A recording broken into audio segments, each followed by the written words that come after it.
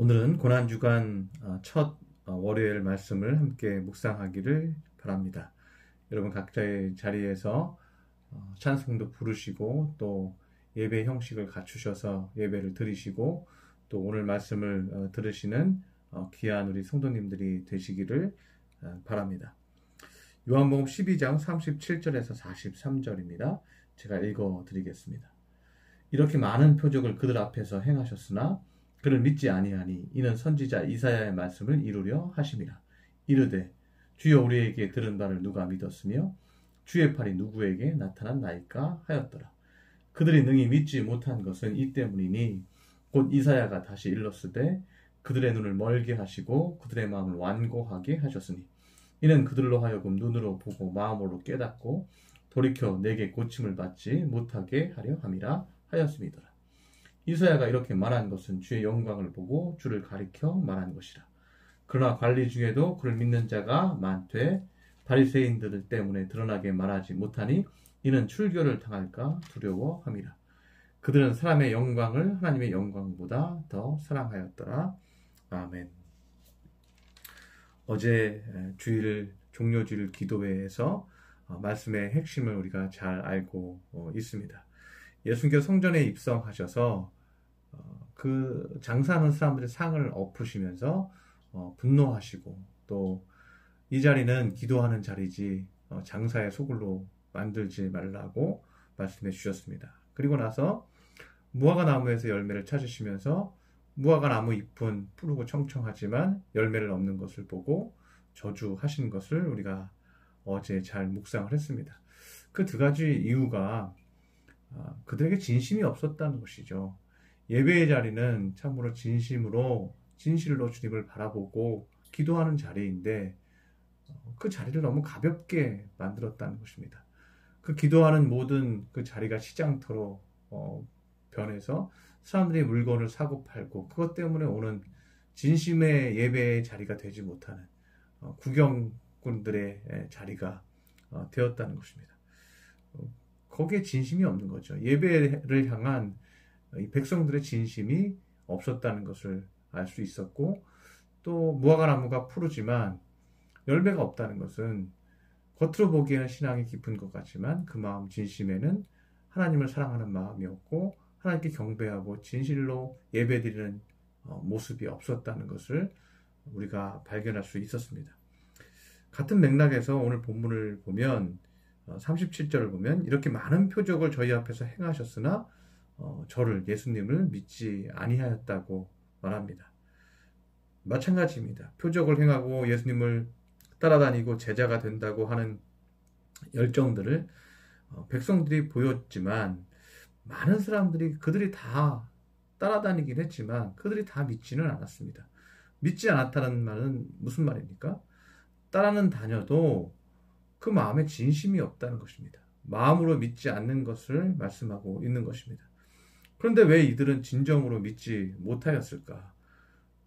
왜 우리가 신앙생활을 하면서도 진심으로 믿고 싶어도 많은 사람들이 진심으로 하나님을 인격적으로 만나지 못하고 하나님을 사랑하지 못하고 그냥 하나의 종교처럼 생각하고 믿는 사람들이 많고 복받기 위해서 예배드리고 복받기 위해서 믿는 사람들이 왜 많을까요? 정말 예수님을 사랑해서 믿는 사람들이 얼마나 될지 우리는 생각해 보아야 한다는 것입니다. 그래서 우리 사람은요, 원래 자기 자신을 결정짓고 자기 마음과 감정을 스스로 온전케 할 수 있는 힘과 능력이 없다는 것을 우리가 먼저는 알아야 한다는 것입니다. 내가 화 안 나고 싶다고 해서 화가 안 나는 게 아니죠. 우리 잠자는 것도 마찬가지죠. 잠이 안 오는 사람은 내가 자고 싶다고 해서 자는 게 아니죠. 물론 자고 싶어서 자는 사람들도 있지만 자고 싶어도 잠이 안 오는 사람들도 많이 있습니다. 내가 먹고 싶지 않다고 안 먹고 싶은 것은 아닙니다. 내가 다이어트를 해야지 그래도 먹게 되죠. 쉽지 않은 거죠. 그 내가 내 마음대로 안 되는 것이 인간의 모습이라는 것입니다. 그런데 믿음도 마찬가지라는 거예요. 내가 정말 진실로 믿어야지 하고 결심한다고 해서 우리가 믿음이 생기는 것이 아니라는 것입니다. 내가 내 마음대로 안 되는 것입니다. 오늘 보면 40절에 보면 저희로 하여금 눈으로 보고 마음에 깨닫고 돌이켜 고침을 받지 못하게 하였다고 말씀하고 있습니다. 이스라엘 백성들이 눈으로 보고 마음으로 깊이 깨닫고 마음을 뉘우치고 돌이켜서 그 마음이 치료를 받고 쓴뿌리도 치료받고 거룩하지 못한 것도 치료받고 낙심도 치료받고 이렇게 고침을 받으면 좋은데 그들이 그렇게 스스로 할 수가 없는 거예요. 그래서 우리는 믿음을 달라고 기도해야 한다는 것입니다. 우리 스스로 믿음이 생기는 것이 아니라는 거예요. 믿음도 은사라는 거예요. 하나님 나에게 믿음을 주시옵소서, 나에게 진실한 믿음을 주셔서 주님의 은혜를 맛보게 하시고 내 가슴도 뜨거워지게 하여 주시옵시고 성령도 체험하게 하여 주시옵소서. 저는 그 모습이 부럽습니다. 저도 그렇게 될 수 있도록 저에게 믿음을 주시옵소서 하고 우리가 기도해야 한다는 것입니다. 마태복음 9장에 보면요, 그런 말씀이 나옵니다. 마태복음 9장에 귀신 들린 아이를 가진 아버지가 나옵니다. 제가 좀 읽어드리면 20절에 마태복음 9장 20절에 보면 이에 아이를 데리고 오니 귀신이 예수를 보고 그 아이를 심히 경련을 일으키게 하는지라. 그가 땅에 엎드려져 구르며 거품을 흘리더라. 이 아버지가 아이를 예수님에게 데리고 왔더니 이 아이가 경련을 일으키며 땅에 엎드려져서 구르면서 거품을 입에 물었습니다. 21절에 예수께서 그 아버지에게 물으시되 언제부터 이렇게 되었느냐 하시니 이르되 어릴 때부터니이다. 귀신이 그를 죽이려고 불과 물에 자주 던졌나이다. 이 아이가요, 귀신 들려서 스스로 자꾸만 불 속에 들어가고 물속에 빠지고 이렇게 했다는 거예요. 그러니까 아버지가 이렇게 얘기합니다. 무엇을 하실 수 있거든 어떤 방법이로든 우리를 불쌍히 여기사 도와주옵소서. 그 아버지의 기도는요, 할 수만 있으면 저를 좀 도와주시옵소서, 우리를 좀 불쌍히 여겨주시옵소서, 도와주시옵소서, 이렇게 간구를 하는 모습을 볼 수가 있습니다. 우리가 이렇다는 거죠. 하나님의 응답은 믿음에서 오는 것인데 우리는 무조건 불쌍히 여겨주옵소서, 도와주시옵소서 이렇게만 기도한다는 거죠. 예수님께서 23절에 이렇게 얘기합니다. 예수께서 이르시되 할 수 있거든이 무슨 말이냐, 믿는 자에게는 능히 하지 못할 일이 없느니라 하시니. 예수님은 너가 믿는 자가 되라. 할 수 있거든이 무슨 말이냐, 단순히 불쌍히 여기사 도와주옵소서라고 얘기하지 말고 믿고 기도해라. 24절에 곧 그 아이의 아버지가 소리를 질러 이르되 내가 믿나이다. 내가 믿나이다. 그렇게 말합니다. 내가 믿겠습니다. 믿겠습니다. 이게 말로 하는 거예요. 그런데 정말 내가 잘 믿을 수 있는지는 모르겠는 거죠. 그래서 이렇게 얘기합니다. 내가 믿나이다. 나의 믿음 없는 것을 도와주소서 하더라. 고 말합니다. 이게 우리 인간의 모습이라는 거죠. 제가 믿습니다. 제가 믿고 갑니다. 하고 가지만 그래도 내가 진심으로 믿고 있는지 스스로 이거를 알 수가 없는 거예요. 스스로 자기 자신이 진실로 믿고 기도하는지를 확신할 수가 없다는 거죠. 그래서 뭐라고 기도하는 거예요? 나의 믿음 없는 것을 도와주소서 하더라. 이 아버지는 아이가 낫게 하기 위해서 하나님 앞에 기도합니다. 아이가 날 줄 믿습니다. 그런데 이 믿음도 나의 열정의 믿음이 아니라 하나님이 주시는 진실된 믿음이 되기를 간절히 바랍니다. 그래서 이 아이가 정말 낫기를 간절히 바랍니다 하고 나에게 믿음 없는 것을 도와주시옵소서 하고 기도했다는 것입니다. 예수님은 그 모습을 보고 이 아이를 치료해 주십니다. 저와 여러분에게 하나님께서 요구하시는 것이 무엇일까요? 주님, 이것을 해 주시옵소서, 저를 긍휼히 여겨 주옵소서라고 기도할 수도 있습니다. 그러나 더 좋은 기도는요, 주님 나에게 믿음을 주시옵소서.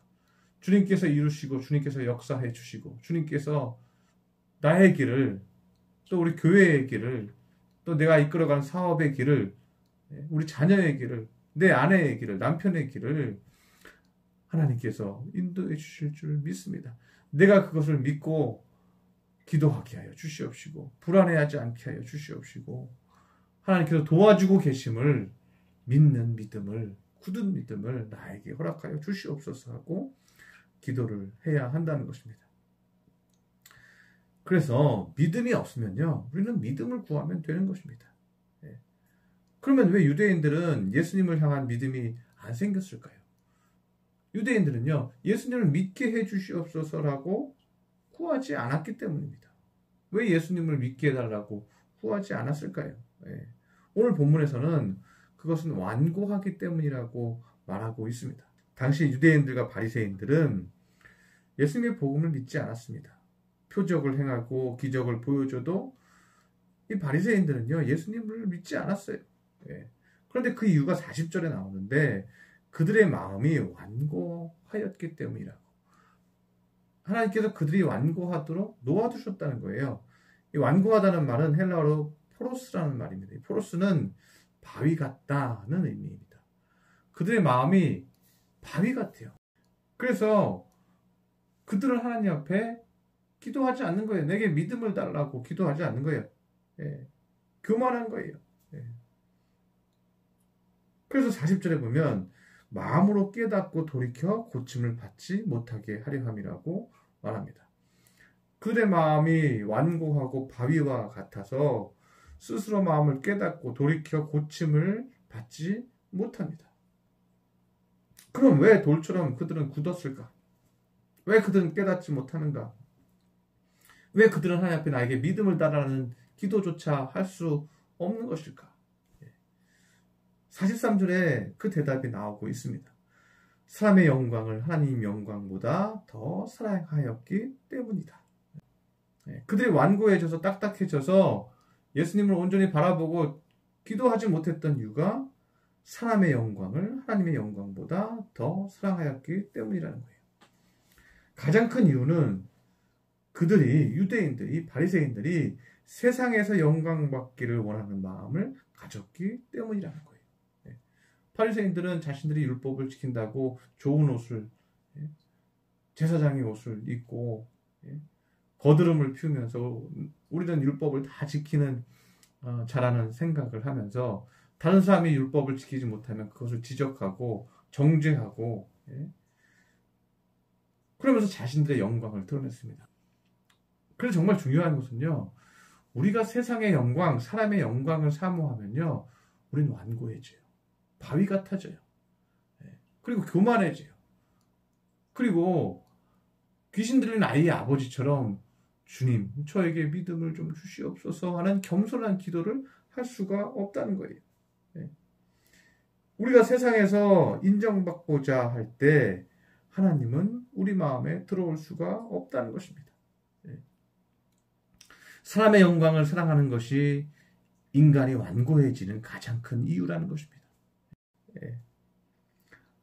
그들이 사람의 영광을 하나님의 영광보다 더 사랑하였기 때문이다. 반대로 얘기하면 어떻게 하면 돼요?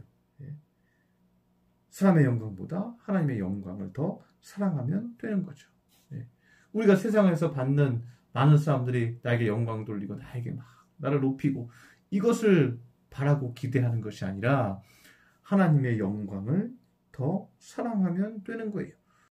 그러면 어떻게 된다는 거예요?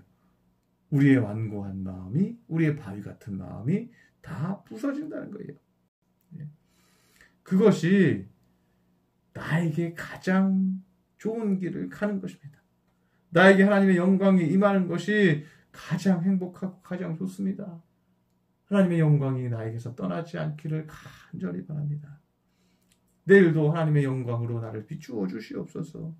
그렇게 기도할 때 우리는 겸손해지고 바위 같은 마음은 부드러워지는 것입니다. 그래서 우리는 고난이 오고 고통이 오고 어려움이 올수록요, 하나님의 영광을 바라야 되는 거예요. 주님이 고난의 길을 가기 시작했습니다. 여러 가지 어려움이 있습니다. 그럴 때마다 주님은 새벽에 달려가서 하나님 앞에 기도했습니다. 겟세마네에서 기도했습니다. 하나님의 영광이 나에게 임하기를 간절히 기도했습니다. 여러분, 찬송가 445장 찬송가 여러분 잘 아실 것이라고 생각이 됩니다. 445장 보면요, 대산을 넘어 험곡에 가도 빛 가운데로 걸어가면 주께서 항상 지키시기로 약속할 말씀 변치 않네. 그 다음 뭐예요? 태산을 넘고 홍곡에 가도 고난이 있다는 거죠. 고난이 있는 거 아니에요. 그런데 어떻게 뭘 바라보는 거예요? 하늘의 영광, 하늘의 영광, 나의 맘속에 차고도 넘쳐 할렐루야를 힘차게 불러 영원히 주를 찬양하리. 태산을 넘고 홍곡을 가는 고난이 있을지라도 뭘 바라는 거예요? 예? 사람의 영광을 바라는 거예요? 아니잖아요. 하늘의 영광, 그 영광이 나의 마음속에 차고 넘치기를 간절히 바랍니다. 예. 이렇게 기도하라는 거예요. 예. 이런 마음으로 기도하면 우린 겸손해집니다. 온유해집니다. 거룩해집니다. 그리고 여러분이 믿은 대로 귀신 들린 아버지가 나에게 믿음 없는 것을 도와주시옵소서라고 기도하여 믿음을 얻고 그 아이의 병을 고친 것처럼 우리가 하나님의 영광을 바라고 믿음을 바라고 기도할 때 하나님께서 저와 여러분의 기도에 응답해 주신다는 것입니다. 열매 맺게 해 주신다는 것입니다. 여러분 하나님 앞에 기도하며 믿음을 구하시기를 바랍니다. 나에게 믿음을 달라고 구하시기를 바랍니다. 나에게 하나님의 영광을 비추어 달라고 기도하시기 바랍니다. 세상에서 많은 사람들의 영광을 구하지 말고 많은 사람들이 나를 칭송하기를 구하지를 말고 내가 많은 사람들 앞에 자랑거리가 되려고 사는 것이 아니라 하나님의 영광이 내 안에 임하여서 하나님의 영광으로 내 마음이 만족하고 기뻐서 그렇게 인생을 사시는 하나님의 자녀가 되시기를 바랍니다. 기도하겠습니다. 할렐루야. 사랑의 하나님 아버지, 오늘 요한복음 12장 37절에서 43절까지의 말씀을 보았습니다. 이 말씀 안에 예수님께서 우리에게 무엇을 원하시는지 우리가 다시 한번 배웁니다. 많은 사람들이 사람의 영광을 바랍니다. 높임을 받기를 원합니다. 존경을 받기를 원합니다. 그러다 보니 마음이 완고해졌습니다. 마음이 완고해지다 보니 믿음이 없어졌습니다. 하나님 앞에 겸손히 기도할 수 없는 자가 되었습니다. 그러니 기적도 없습니다. 주님, 우리에게 기적이 있기를 원합니다. 그러려면 우리가 하나님의 영광으로 채워지기를 간절히 바랍니다. 하나님의 영광을 나에게 비추어 주시옵소서 하고 기도해서 그 마음의 완고함은 다 사라지고 나에게 믿음 주시옵소서 하고 기도할 때 믿음은 더욱더 깊어져서 그 믿은 대로 다 열매를 맺는 거룩한 주의 자녀들 되게 하여 주시옵소서. 귀한 말씀 주시니 감사드리며 예수님의 이름으로 기도드렸습니다. 아멘.